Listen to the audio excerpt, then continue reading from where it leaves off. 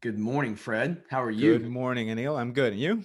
I'm good, man. So, for those of us that can see us on YouTube, we unintentionally or maybe intentionally end up dressing in a similar white button-down shirt. So, nice shirt, Fred. The color suits you.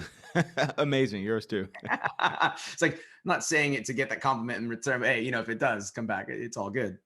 Um, Fred, we you caught me off guard the other day when you said you had an idea for today's topic, and Mm, I was like, okay, and it's around loyalty, and we've spent the last couple of weeks kind of talking and destigmatizing failure, discomfort, and now it's almost kind of like I feel like we're gonna almost challenge the good and bad of loyalty.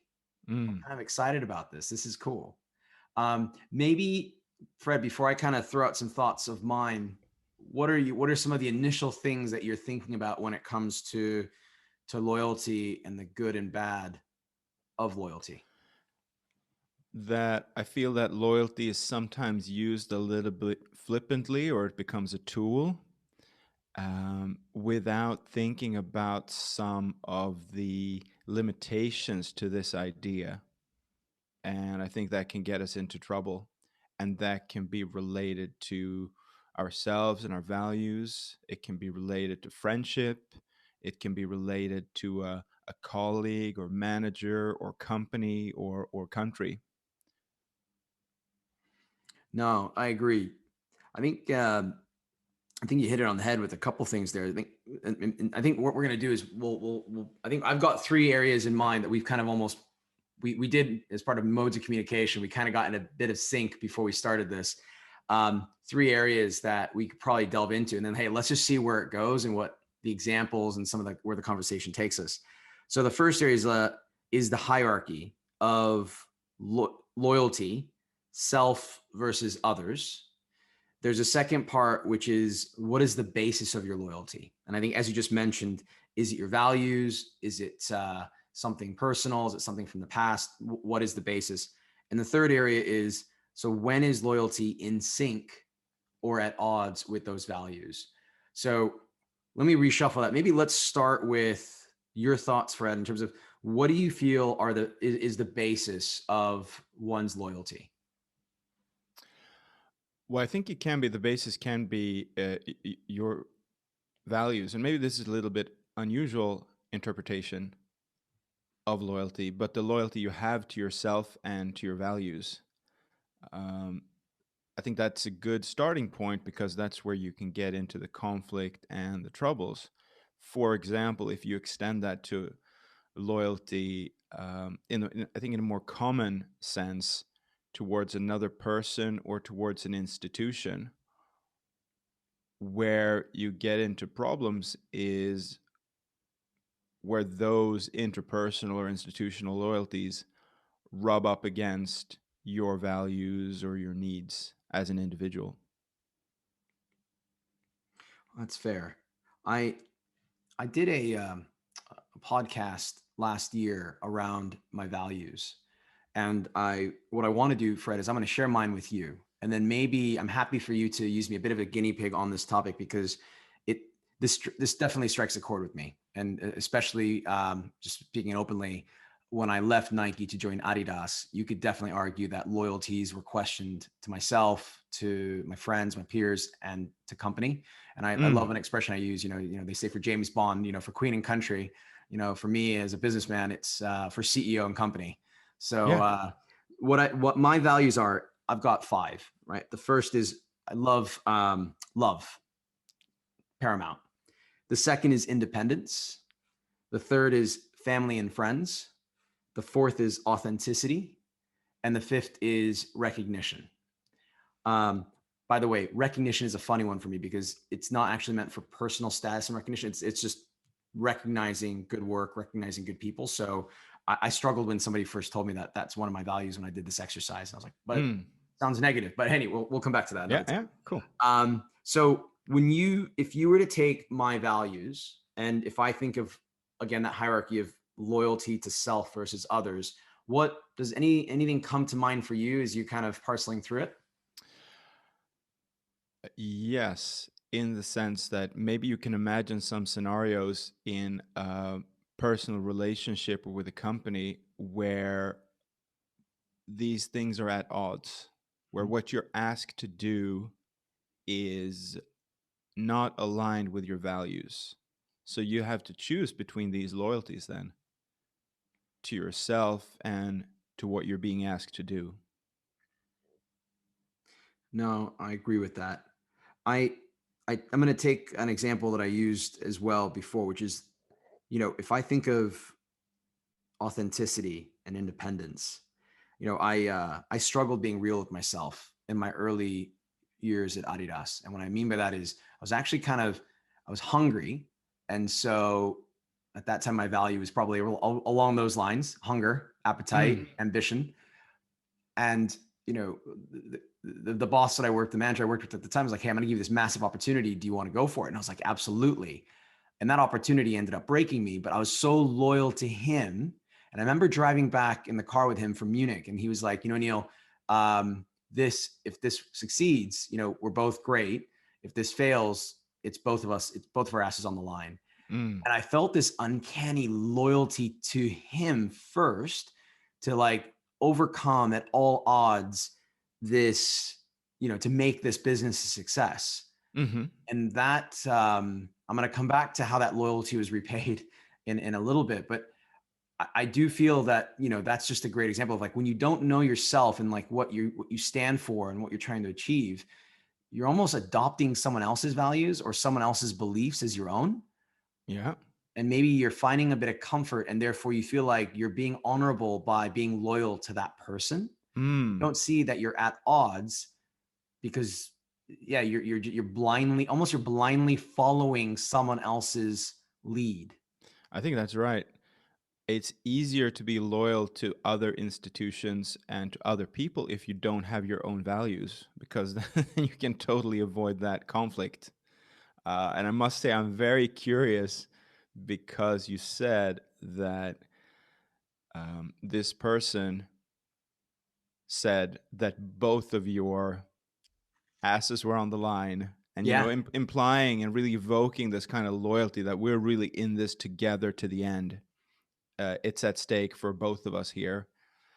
And then you you left us with a bit of a teaser or cliffhanger that maybe it didn't work out that way. Do you want to come back to that later, or can I I mean, ask you about it now? yeah, no, you can ask about it now.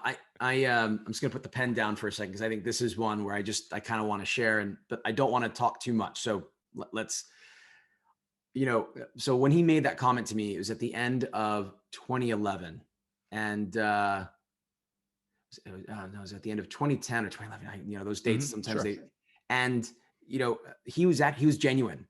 Like, he really believed in me, and he knew that I could bring this business that we wanted to start, that would actually kind of challenge how things are done traditionally within the business, into a new, into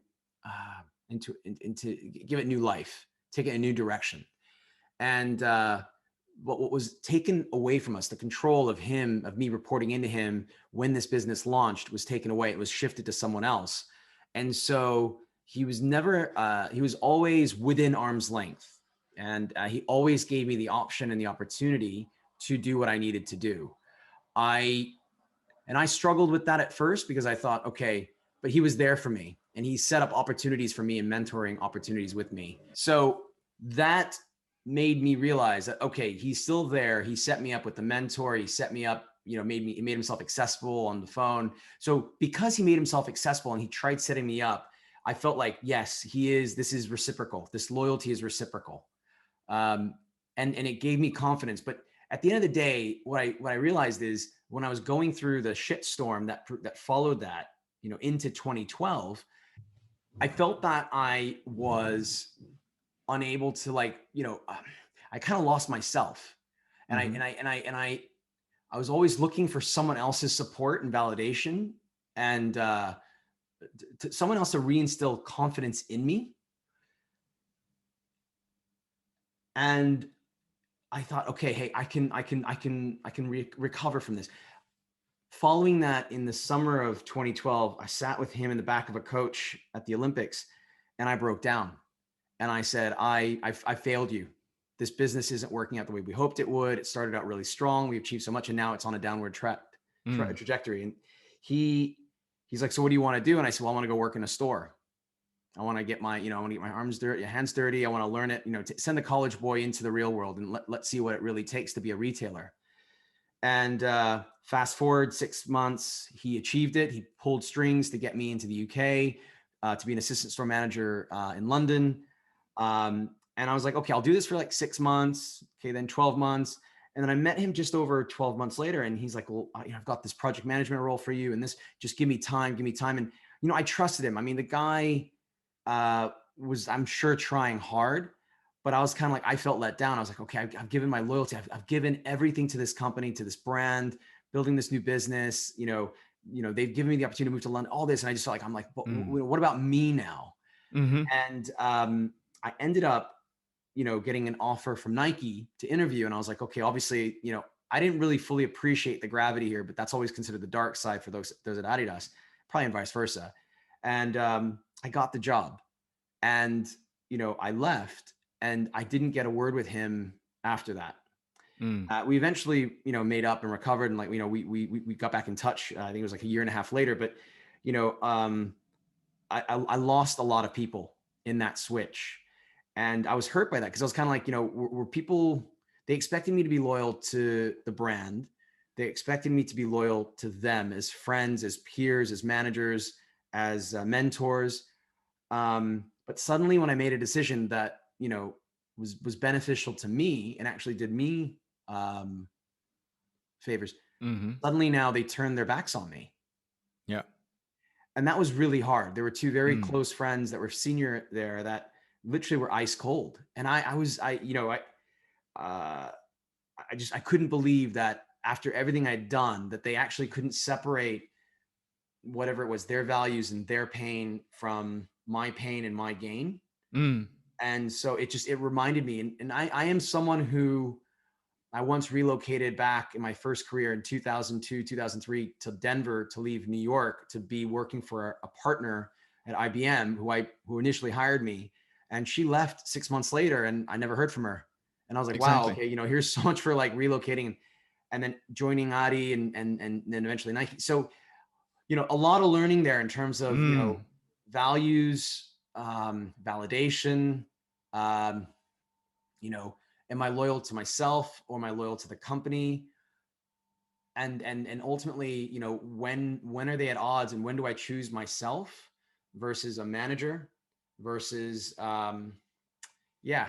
So sorry, man. Yeah. I'm Yeah. gonna pause there for a second and hand it back to you for a minute. Yeah. And I think that's very difficult to talk about, right? It's like there's one conversation that's going on, and then there's something else that's going on beneath the surface, which is, people want to staff their teams and they want to get these businesses running. And when they're given an opportunity that's, you know, the kind of thing you can't say no to, then they go for it, right? Mhm.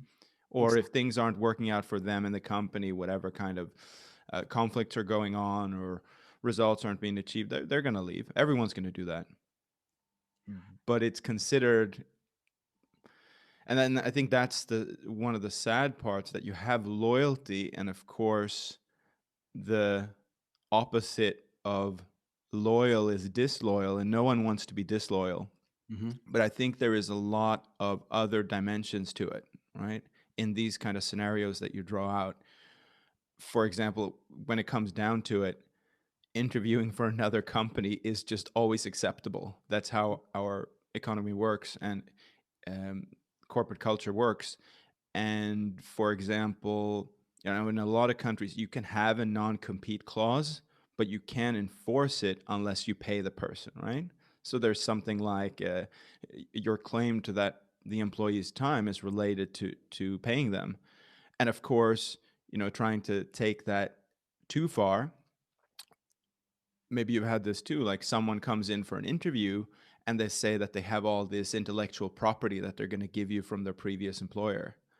And for me, that's a warning sign. I think that's going too far in the other direction. That's disloyal. And I think they would do the same to me when they leave my employment. So there's, as often, a kind of spectrum there, right? Where we should keep our word, and we should be loyal to our employer once we're there. But there is a gray area where we take the morning off to go for a job interview or something like that, right? Or yeah, I think people go for job interviews during working hours. It's kind of a funny one because I think that happens all the time. But technically, you'd say no. My employer pays me for this time, so I probably shouldn't go for a job interview. But then you can justify it and say, I worked on the weekend, so I'm taking a couple of hours off. But I think that's where it gets very practical in terms of what the edges of that loyalty is and what happens in those times, as you outline, when it changes. You have to look out for yourself and your own career, and if it's not going the way you want it to, or the way someone else promised it was going to go, well, then at some point you do something else, right? No, I agree. I think it's funny. I scratched down on the paper here. Disloyal, dollar value versus values, dot, dot, dot, loyal. So imagine if that was either a spectrum or a 2x2. Uh, I think I've been challenged because I know of people who have left brands to go work for other brands, and I'm presuming they've done it because they get a pay bump. And there are some brands I wouldn't want to work for because I don't believe in them. I don't feel like they're real, they're authentic. But I'm Mm. sure if I went there with my experience, I'd get a pay bump. Yeah. So it's like this interesting, and not to oversimplify, but let's just be realistic. People have to eat, sleep, travel, expenses, and as you make more, you can spend more. So, and we are a consumption-based society. And so, I think that's when, someone like myself, my values, I have a value of independence. Making good money can give you a degree of independence. So I Yeah. could almost justify and go, well, actually, by me interviewing for another company during office hours or outside of office hours, or justify it by saying, oh no, I'll work those office hours on the weekend, which is normally my time, and I'll use this time to go interview. Hmm. But it's like that not conflict, but that dynamic. But then I Yeah. think about authenticity, and if being authentic isn't valued, then I need to almost kind of go, okay, which of my values am I prioritizing, and why? Hmm. So why? So it's exactly to your question. Why am I willing to feel disloyal by going to another brand or taking company time to interview with another brand? Or, you know, I almost think you can bring it back even to relationships, For sure. loyalty in a relationship Mm. with your partner. And uh, you could probably find, people will find a way to justify it. Well, actually, I'm doing this because, and it's Mm. like, there's no values. It's just like, you're trying to rationalize what you're doing for better or for worse. Yeah. I think there's something there about like permanence as well. We want things to be permanent. And a couple of things happen. First of all, relationships can be very unequal. Someone is expected to give up a lot up front for to get something later. And then, of course, if the relationship is terminated, you might feel like, hey, I gave all up all these things, I put all these things in, and then when it was my turn to get something back, it was terminated. And that can cause some problems. Whereas if there is an ongoing relationship that is honestly transactional, you're just giving and getting something all the time, whenever that relationship comes to an end, it can end happily. I like how you bring up equality in a relationship and the importance of that equality for loyalty. We talk about partners, so a boyfriend, girlfriend, husband, wife, wife, husband, husband, partners. Hmm. There's that expectation of equality. And, you know, if you lack equality, then you think, or you're not being treated equally, you're like, it's almost a reason for me to be disloyal, Yeah. to question your loyalty. And that could be good or bad. Now, I feel like what you do as a result of it is probably the measure of maybe your morals. So if you treat that inequality and you question your loyalty or what you're being given by your partner, and you choose to go out and cheat, Mm. that's two wrongs don't make a right. Yeah. I think that if you come back to, okay, you feel like you're being treated unequally, you can take this even to, like, a manager, employer-employee Absolutely. relationship. Yeah. And I Well, you think want to there's jump an in? interesting Brad? distinction there because that's where a loyalty is such a broad word. It's so all encompassing, it's so absolute that you get the sense that either you are loyal or you are disloyal. And I think this puts us in a weird spot intellectually, whereas, ethically. Whereas if you talk about the specific elements of what is this relationship, to what extent is it exclusive, to what extent are we both giving and getting something out of it, which, when I talk about it this way, it's it is kind of transactional, but I think that helps to understand what we can expect, and can get over this idea that things should be permanent. This is, with absolute loyalty and a permanent relationship, all problems go away, right? We say, this is it. This is 100% for the rest of our lives. Like marriage. It's very tempting. It sounds so easy. And then you say, oh, thank God. There's absolute loyalty to the end of time. So, maybe to make things simpler, if we leave marriage out of it, and talk about other more superficial relationships where it might have a limited scope or where it might have a limited time frame, at least there, if we avoid talking about loyalty, or if we break it down and say, okay, this is an exclusive employment, you cannot have another employment while this employment is going on, but you can of course quit at any time. And I also heard an interesting story related to that, and I don't remember who it was now. It was a Silicon Valley entrepreneur who had conversations with incoming people, which were basically like, one day, 3 or so years from now, we're going to have a conversation about you leaving the company. So let's get ready for that. And let's be honest about that, that this is a mission and we're on a mission together. And when that mission is over, in terms of maybe not the whole company story, but this thing you're going to build within the company, then let's assume that it's over.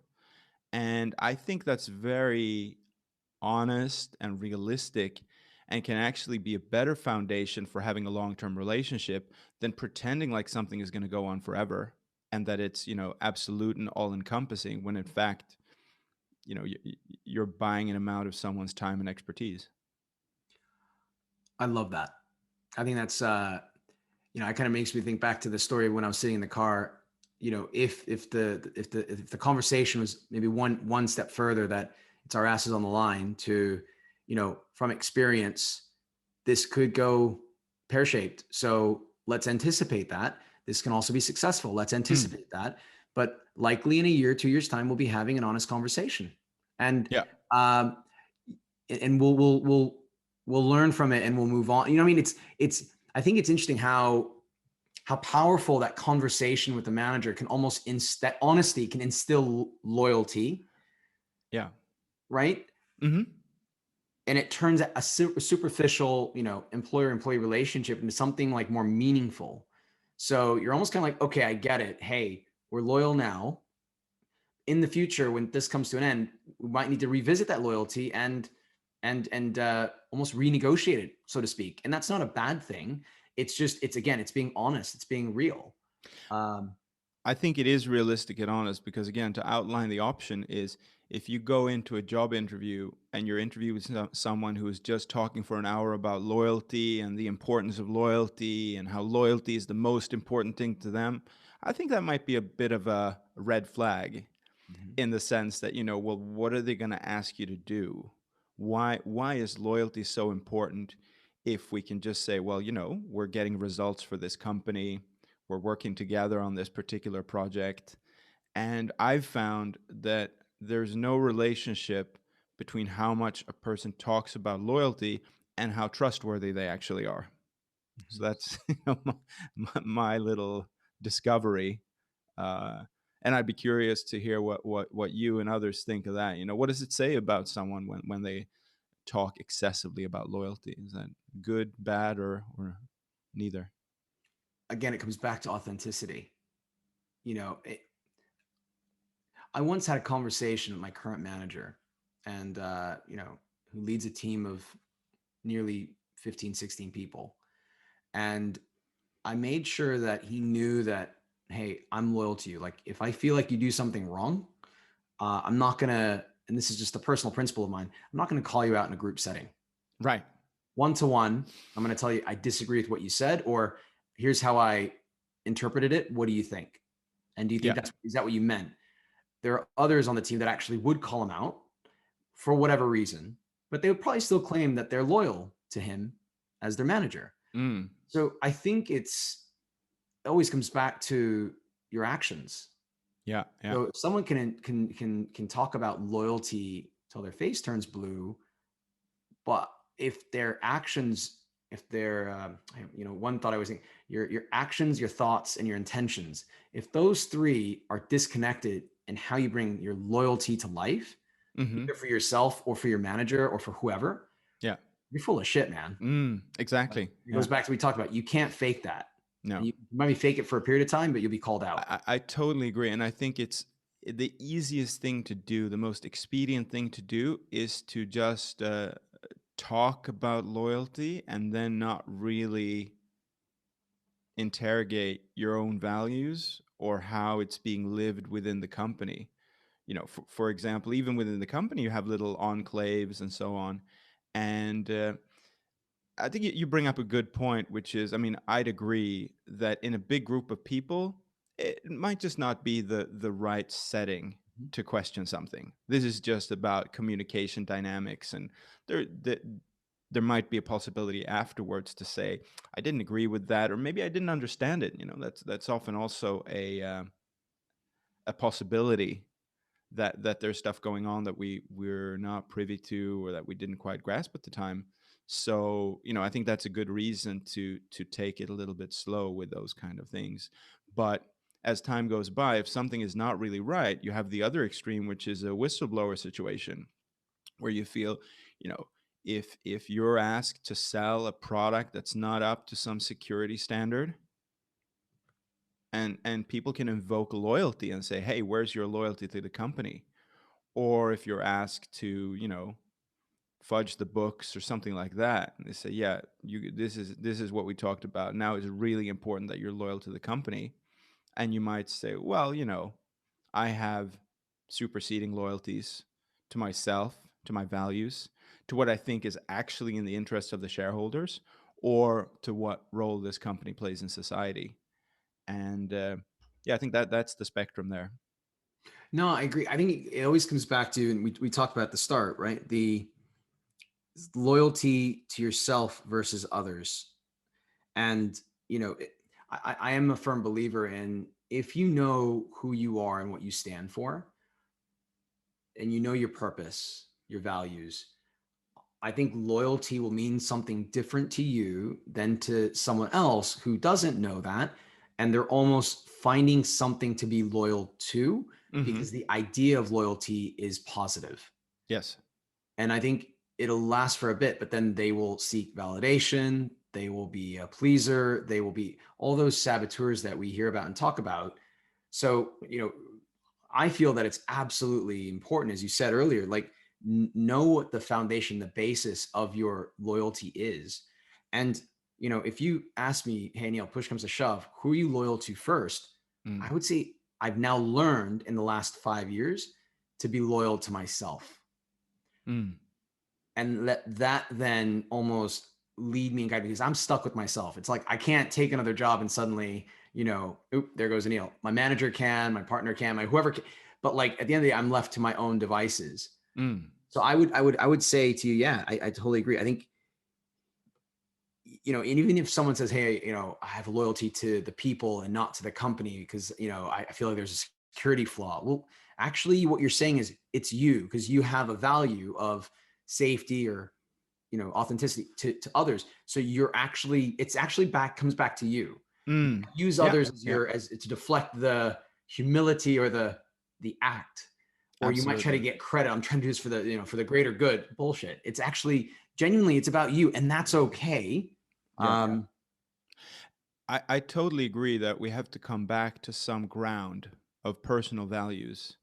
And then beyond that, it's much more honest to say that if this company does something that's in conflict with my values, I'm not gonna, maybe go to the press on the first day, but if there is a conflict to my values, we're gonna have to talk about it.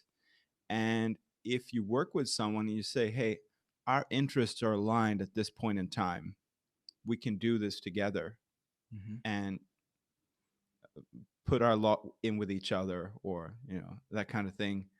Isn't that good enough? Question mark. Yeah. Do you know, it makes me think of I used to always want to find a role where my number one priority was who am I working for? Hmm. Because I wanted someone to look up to, Hmm. Yeah. someone who could teach me, who could guide me, Hmm. who can open doors for me, who could validate me, who could, would yeah. And I slowly realized that, again, you need you. It's good to have someone to look to, but you need to know why for yourself. Mm. Hmm. Because if anything, you're the lowest common denominator in any conversation on loyalty. Because the variables will change: where you work, who you work with, who you're friends with. I think one thing we haven't talked about properly is family. Okay. I think you mentioned earlier there could be that conflict between, let's say, your family and everything Mm. else. So Yeah. maybe, Fred, what would you say is different on your idea of loyalty, everyone else versus family specifically, blood? Well, the first thing that comes to mind, hopefully on the way there to answer your question, is friendship. Mm. That there's something as well about, loyalty is invoked in friendship.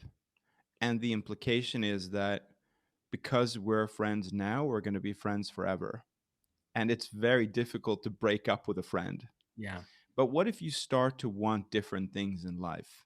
What if one friend wants to watch football and drink beer, and the other one wants to focus more on something totally different? Mhm. And your interests, and you might not even have to go as far as your values, uh, but something in there, starts to grow apart. And you say, hey, we had a great time together. We had all this fun stuff. We were loyal to each other during that period. Everything you told me will stay with me forever. There's no reason to, again, like, there is a part of the spectrum which is totally disloyal, and I don't think you have to go there. But just say, your secrets are safe with me, but we probably won't be hanging out that much in the future. Maybe it's also something like, you'll always have a place in my heart. If you ever really need something, call me. But, apart from that, we're now going in different directions in our lives. And again, I think going there beyond loyalty and looking at the specific elements of keeping secrets and trust and being there for someone if they really need it. If we're talking about those elements specifically, you can figure it out, and you can align expectations to say, yeah, that's really what I meant, and this is important to me. I've told you so much over the time of this relationship. I'd worry about, those things getting out or whatever it might be. Then you can have a specific discussion about it. And when it comes to family, I always had this, because my family is relatively simple. If someone breaks with their family, it was always shocking to me. Mhm. Like, how could you do that? How could you not get over whatever it was? But then, having heard a few of these stories, I see that, sometimes that is the healthiest thing to do. We don't pick our family. We can choose a lot of relationships and we can have very good relationships, but maybe those few particular relationships, or in some constellation, don't work out. And everyone, in terms of solving problems, is a little bit like everyone has to be willing to turn the key at the same time, right? Some people go into family therapy, or some people are able to, whatever it might be, put certain things aside in order to make progress. And then again, I probably come back to this thing that there is a way forward, and you can get there if you're willing to put some things aside. But it's not always the right time, and it's not always possible. You can make it very extreme. Like, do you have an obligation to an abusive family? Uh, do you have an obligation to, a criminal family? And I'd argue there again, like loyalty becomes such a blanket term that it's, controversial to go against, because that would be disloyal. And I don't think that's right. I think you can say, I have values. And in this relationship, in this constellation where loyalty is invoked, that cannot be the supreme and absolute glue that holds us together when there is violence, when there is lying, when there is criminal or other unethical behavior. So yeah, this is where I want to put loyalty back in its box. So I think what's brilliant is you use the word obligation, and we've not used that word throughout this chat so far. And I think it's a big word, Mm. because if you can be obligated for a variety of reasons. Someone pays you, you owe someone, blood, Mm-hmm. relation, Promise. promise. And I think it's interesting how, loyalty can somehow rear an ugly head, because yeah, if you have a debt to pay, or a promise to fulfill, or you're bound by blood or duty or honor, all those, I'm going to say, amazing phrases and words, Mm. suddenly loyalty becomes that much more compromised, because it's Mm-hmm. not authentic, it's not real. And I kind of jotted down here, in a sense, that there are people that you can choose to be loyal to, and then there are those that you are unable to choose who you're loyal to. Mm. And so if you're able to choose, it's not it's not complex. The conflict isn't, you can easily overcome it. You switch teams, switch companies, switch friends. But what's interesting is, when you don't pick it, your family, you have a tougher conflict, and you may not be able to pick and swap and choose as easily. And I think what's funny is, it makes me wonder, then, are you as loyal when you're not choosing who you have to be loyal to? That makes sense. Yeah.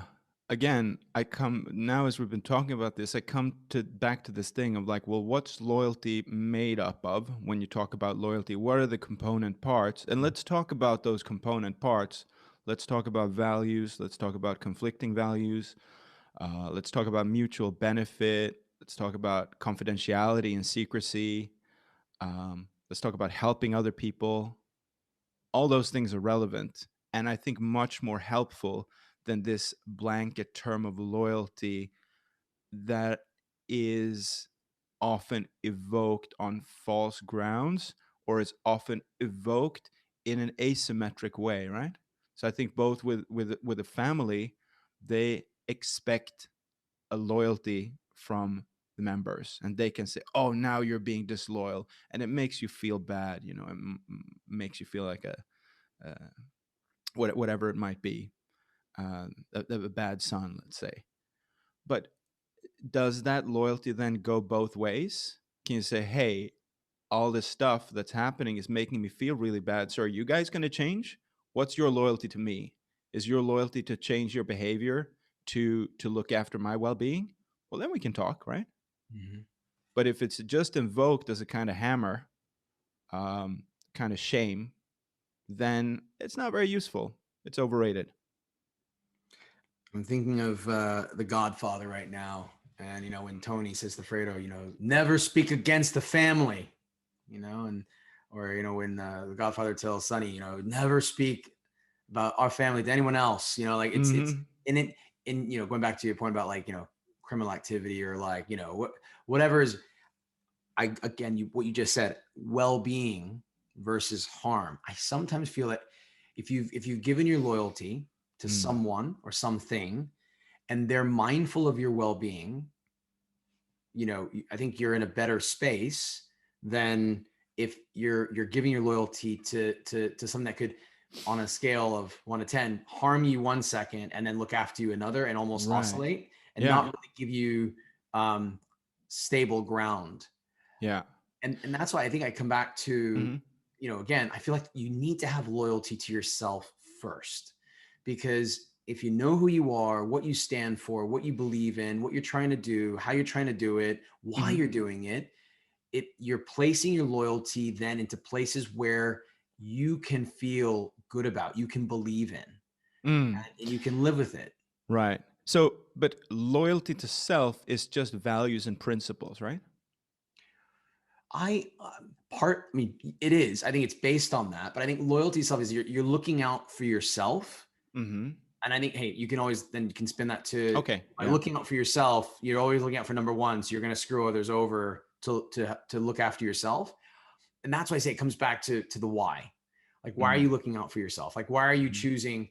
You know, my father and I, we used to have arguments, and he used to, you're taking their side. I'm like, I'm not taking their side. I'm just trying to like balance out the equation to see both sides. And if we see both sides somewhat clearly, we'll understand why they're doing it. They're not doing it because they're disloyal. They're not doing it because they hate you, they dislike you. They're doing it because of A, B, and C reasons. Right. And Right. Yeah.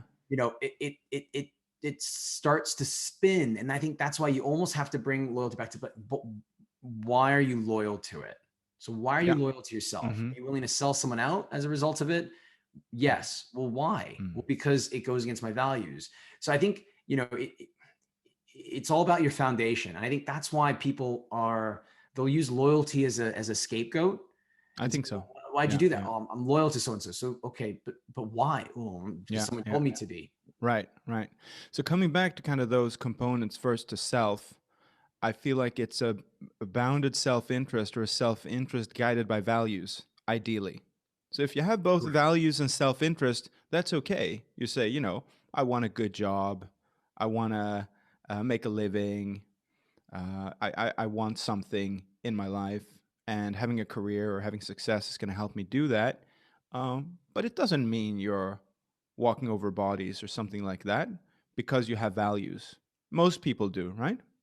For some people, the financial self-interest does seem to be totally unbounded, and I think that's unhealthy. But if you have values and self-interest, I think that's a good combination, and you need to look after your health and your well-being. That's very important.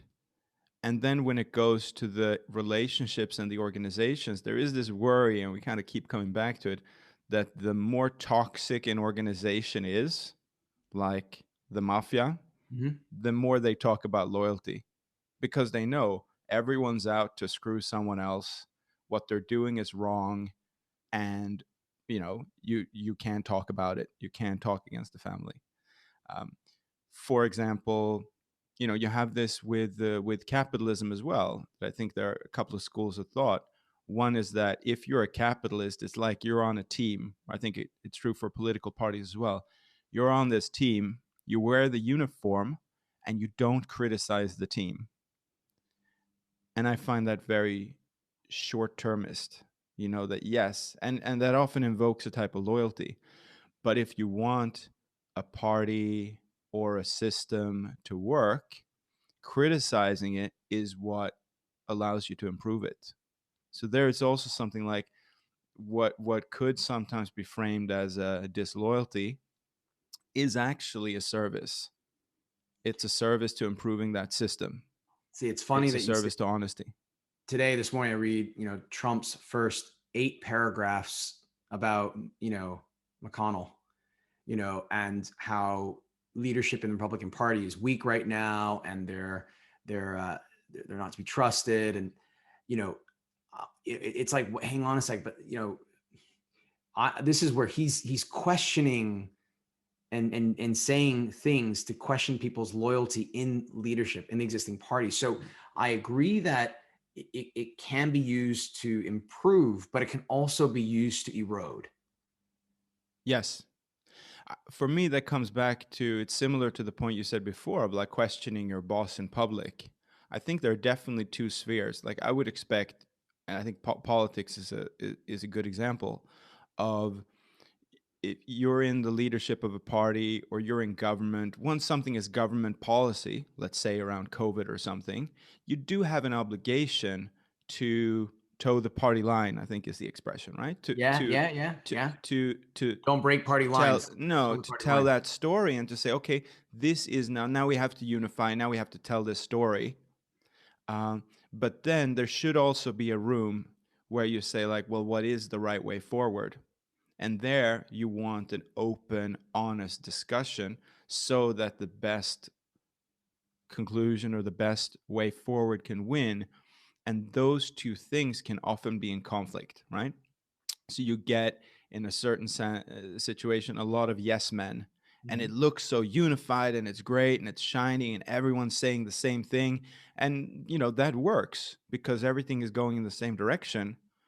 But then once the cliff edge draws near, no one, even in a private meeting, is willing to say that, hey, maybe we need to change some things here. But see, I'd be the first one to say, and I know we talk about family, we talk about friends, we talk about partners, we talk about companies. Now we're talking about politics. I feel there's no loyalty in politics. Full stop. To Mm, your constituents, to your leadership, to your it's all self-interest. Like, and this is maybe my conspiracy or my kind of obtuse view of politics, but just everything I see, and I know sometimes we love to cheer on certain politicians for breaking party lines and speaking their own voice, and that happens, and I respect that. But how can you be loyal to a group of folks who the basis of their occupation is compromise, flip flop, agenda, self interest, lobbies? mm, I just feel like you know there's no. I mean, it's almost who's the loudest person in the room sure. or who Yeah. can stir the most emotion. But Yeah, again, do you know what I mean? So, and I hate to say it, it's like for I sure. don't find Yeah. it as I find like politicians are the least loyal. Mm, Um, yeah. and hey, I've not worked in politics. I've seen but yeah, Well, it's a big topic because it's part of a detachment of elites that's very bad for society. when they're meant I to think that's been represent proven. society. Yeah, I think that's been proven historically. Um, and I find it fascinating to read about American history because it came from a very decentralized place where people really were representing local constituents and where people were really building something from the ground up to start a fire department or, something like that. They really were leaders of their community and pillars of their community. And that's a very old-fashioned way to old-fashioned view of leadership that I think we've lost. See, but what's interesting, Fred, and I know we're both here in 2021, but we've got media, we've got social media, we've got written media, we've got various forms of media that kind of tell us a side of a story. Always three sides to it, right? Yours, mine, and the truth. Who knows if 200-300 years ago that these leaders that have built our country, our democracy, and I know maybe I'm not trying to be Mm, controversial intentionally. This is unintentional, but who knows what they were like? Who knows what their interests were? Like, that's true. they Yeah, I yeah. mean, like, we built statues and they've built fire brigades and they built this and they Mm, built that and they were the fathers of our Constitution. And I mean, like, in a way, like, we don't know. We know things about these guys. We do. mhm, And like, yet we look up to them because we don't mm, know who they really were because mm. we don't have the forms of media then as we do It's now. true. It's true. So I want to suggest that we might come back to that. This Yeah. topic of leadership. It makes me think of Rome and other things. But in the interest of time, you want to do the honors of summarizing? I'm going to share one or two points from my side, and then I'm happy for you to do the same, bud. First off, I love this topic. I think this was fantastic. I've never thought of loyalty in this way. I've always thought about it and where my loyalties lie. And I thought this is a good way for me to even reflect where they lie. And, so a couple thoughts. One is I think we covered family, people, companies, friends, politics. I think what I want people to take away from this, from my perspective, is one, know yourself, know your values, know the basis of what your loyalty is based on, Mm, which will then allow you to then, when you're applying and kind of, saying you're loyal, you'll know whether it's in sync or at odds with your values. And then you'll know, hey, where you're able to choose your loyalties, your friends, your partners, your company, how you're being truthful, mm-hmm. honest, Yeah. versus where you are not choosing and you're obliged or obligated to family, where you place your loyalty, and what behaviors could potentially conflict with your values. So just know yourself. It comes back. I really think it comes back down to that. Know why. Mm, Why you're yeah. loyal. Yeah. At least ask yourself that question before you jump, they say, if they jump off a bridge, would you jump off a bridge? Or they jump off a cliff, would you? Yeah, I would totally jump off a cliff. Yeah, moron. But Mm-hmm. but like, why would you jump off a cliff? So yeah, go back to Yeah. you. Any final thoughts from your side?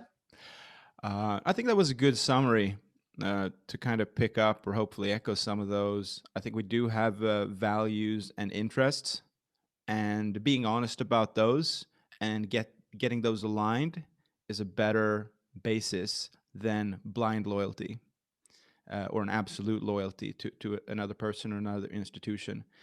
And we find out in these relationships that they are impermanent. And if we can be honest about that and find out what are the specific components that are there now, what's going to be there after the relationship is done, I think we can get a lot of the benefit and even more benefit of the things that we associate with loyalty without, the downsides. I agree. So know yourself. Don't be blind. Ask why. Understand the components of loyalty. Fred, Sounds good. absolutely loved it. We're going to talk more on this topic again soon. Hey, everyone. Big hugs. Heaps of love. This is Anil and Fred. Take care. Wonderful. Thank you. Thanks, bud.